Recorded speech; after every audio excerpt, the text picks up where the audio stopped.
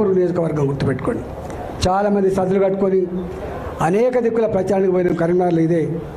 2006లో కేసీఆర్ గారికి ఎన్నికలు వస్తే మళ్ళీ గదే హుజరాబాద్పై కొట్లాడిండ్రు. ఇవాళ ఒక్కటి కాదు రెండు కాదు, తెలంగాణ వ్యాప్తంగా ఎక్కడ సాహసోపేతమైన ఉద్యమాలు జరిగినా ఆ సాహసోపేతమైన ఉద్యమాలలో పాల్గొన్న బిడ్డలు హుజరాబాద్ బిడ్డలు. ఇవాళ మానుకోట ఇవాళ గుర్తు, మానుకోట రాళ్లకు మొక్కాలని చెప్పి ఇవాళ కూడా మాట్లాడుకుంటాము. మానుకోట రైల్వే స్టేషన్లో చిందిన రక్తం సాక్షిగా అనేక మంది ఉన్నారు. మానుకోటలో ఒక 200 మందో 300 మందో ఉద్యమానికి బయలుదేరితే అలా 150 మంది హుజరాబాద్ బిడ్డలు ఉన్నమాట వాస్తవం. సాయంత్రం పూట నేనే మాట్లాడినా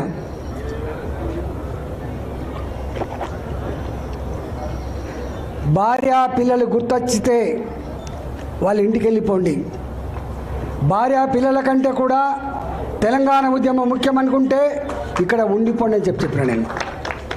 150 మంది పోతే 70-80 మంది మాత్రమే నాతో మిగిలిండ్రు. ఆ మిగిలిన దాంట్లో అనేక మంది ఉన్నారు. అందులో ఒక బిడ్డ ఇక్కడ శ్యామ్ మా జడ్పీటీసీ ఆయన ఆ రోజు తుపాకీ తూటాలు వెళ్తే ఒక రబ్బర్ బుల్లెట్ ఆయన తొడ తగిలింది.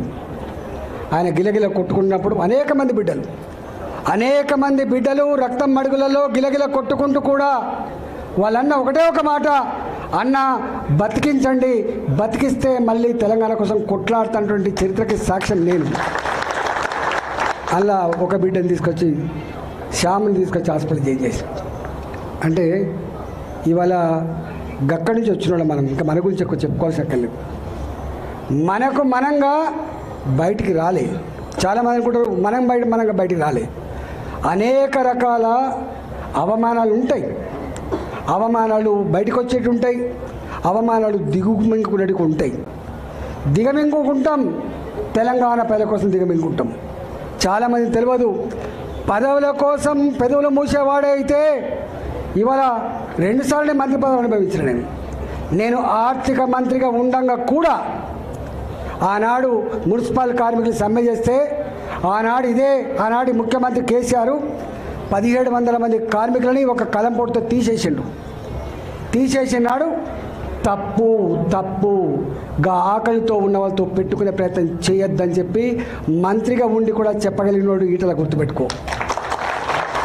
మళ్ళీ వాళ్ళకు అండగా ఉన్న 1700 మంది కార్మికుల్ని మళ్ళీ తీసుకునే చరిత్ర మీకు తెలుసు.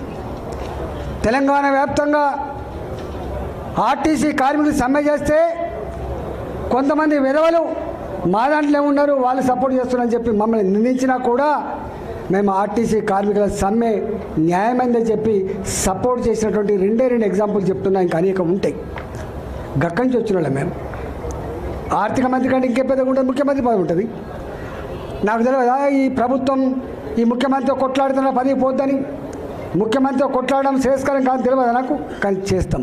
ఎందుకంటే మేము పెడుసు నుంచి వచ్చిన వాళ్ళం కాబట్టి, ఆత్మగౌరవం కోసం కొట్లాడిన కాబట్టి, అన్యాయాలకు అక్రమాలకు దుర్మార్గాలకు వ్యతిరేకంగా బరిగీసి కొట్లాడిన కాబట్టి, పదవుల కోసం పెదవులు మూసుకోవద్దు కాబట్టి, గక్కడ ఆ కల్చర్ గుండెల్లో పెట్టుకున్నాం కాబట్టి మేము కొట్లాడితే సరే ఆయనకి ఏమనిపించిందో మనకు తీసేసాను. 2021 తీసేసాను. 2021లో తీసేసిన తర్వాత వందల సంఖ్యలో ఆనాడు నాయకులు మొట్టమొదటి పోయినాడు 5 లక్షలకు అమ్ముడు పోవచ్చు, తర్వాత లాస్ట్కు 2 కోట్లకు కూడా అమ్ముడు పోయిన ఉండొచ్చు.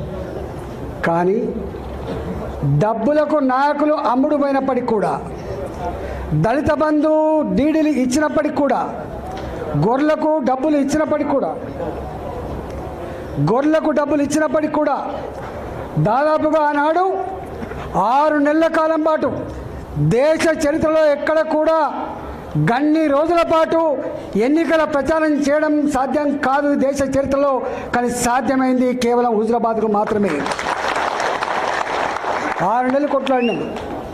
ఏప్రిల్ మాసంలో మనం రాజీనామా చేస్తే, ఏప్రిల్ మాసంలో మనం బయటకు వస్తే అక్టోబర్ మాసం వరకు కూడా ఎన్నికల వాతావరణం, కొనుగోళ్ళు, ప్రలోభాలు, భయపెట్టించుడు, కేసులు పెట్టుడు ఎన్ని చేసినా మీరు చూసిండ్రు. చివరికి తెలంగాణ ఆత్మగౌరవం గెలిచింది. కేసీఆర్ చెంప చెల్లు మనిపించింది.